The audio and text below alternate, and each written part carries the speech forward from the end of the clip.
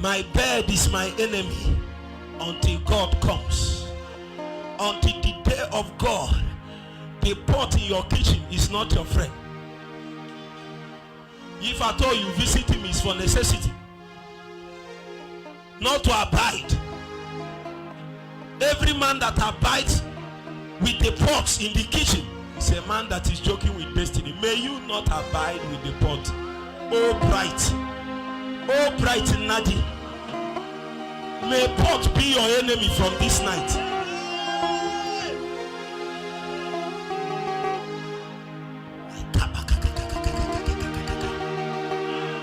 May your bed be your enemy.